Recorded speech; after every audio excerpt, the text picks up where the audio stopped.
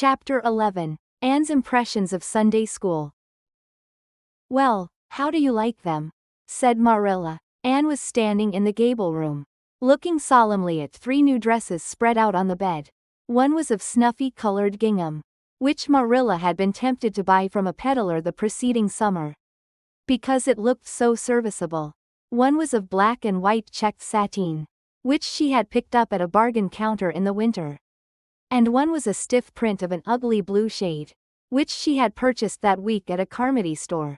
She had made them up herself, and they were all made alike. Plain skirts fulled tightly to plain waists, with sleeves as plain as waist and skirt, and tight as sleeves could be. "I'll imagine that I like them," said Anne soberly. "I don't want you to imagine it," said Marilla, offended. "Oh, I can see you don't like the dresses. What is the matter with them? Aren't they neat and clean and new?" "Yes." "Then why don't you like them?" They're not pretty," said Anne reluctantly. "Pretty?" Marilla sniffed. "I didn't trouble my head about getting pretty dresses for you. I don't believe in pampering vanity, Anne. I'll tell you that right off. Those dresses are good, sensible, serviceable dresses, without any frills or furbelows about them.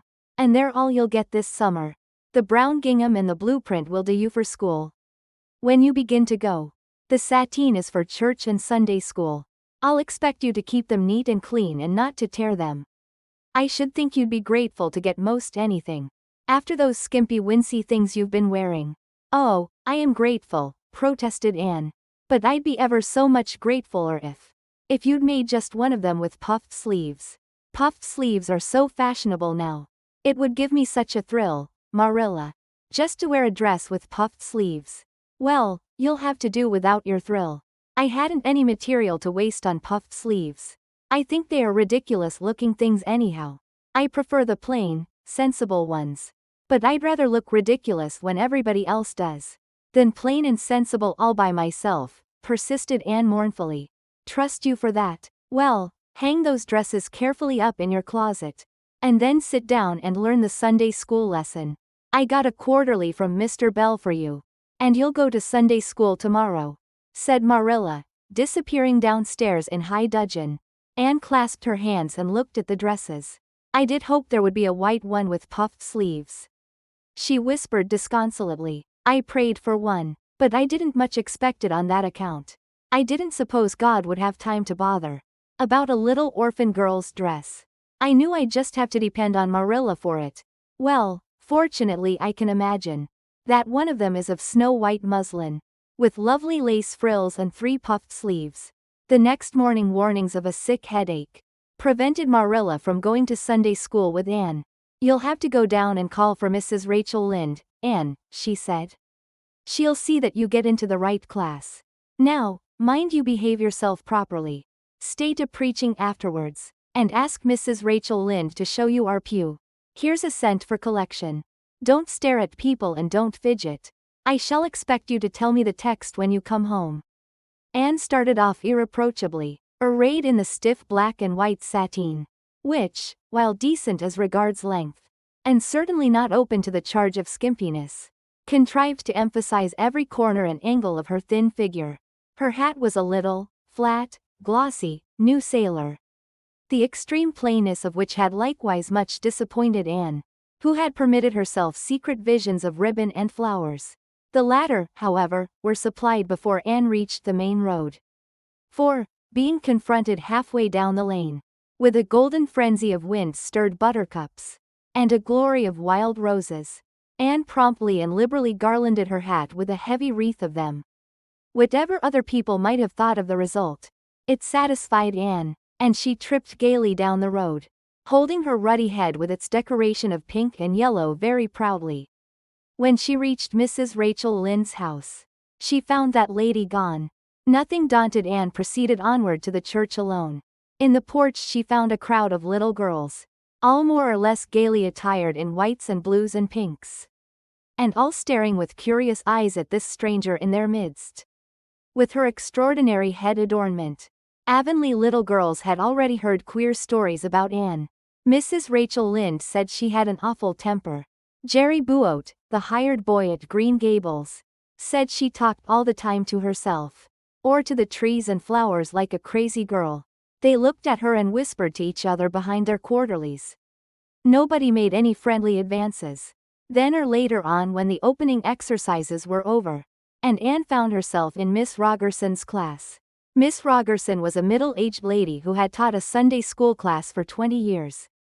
Her method of teaching was to ask the printed questions from the quarterly and look sternly over its edge at the particular little girl she thought ought to answer the question. She looked very often at Anne. And Anne, thanks to Marilla's drilling, answered promptly. But it may be questioned if she understood very much about either question or answer. She did not think she liked Miss Rogerson. And she felt very miserable.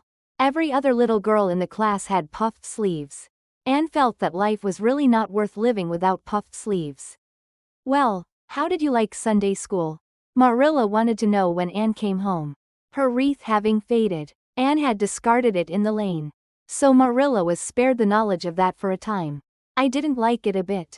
It was horrid. Anne Shirley, said Marilla rebukingly. Anne sat down on the rocker with a long sigh, kissed one of Bonnie's leaves, and waved her hand to a blossoming fuchsia. They might have been lonesome while I was away, she explained. And now about the Sunday school. I behaved well, just as you told me.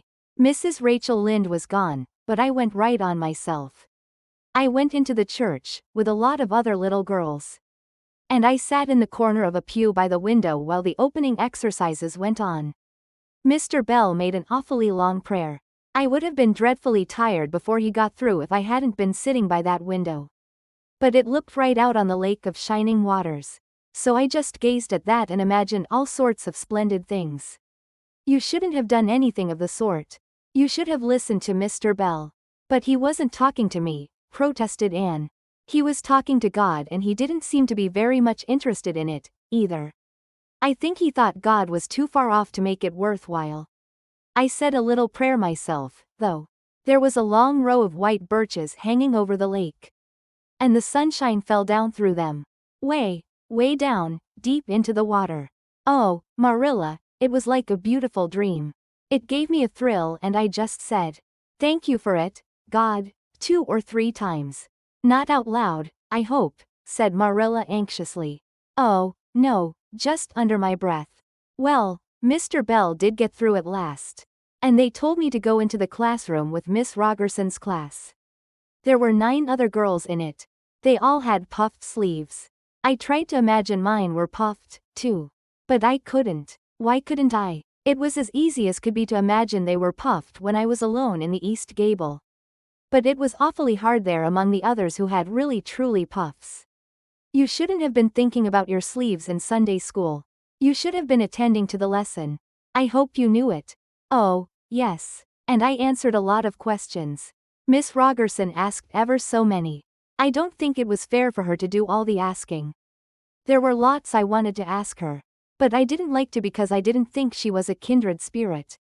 Then all the other little girls recited a paraphrase. She asked me if I knew any.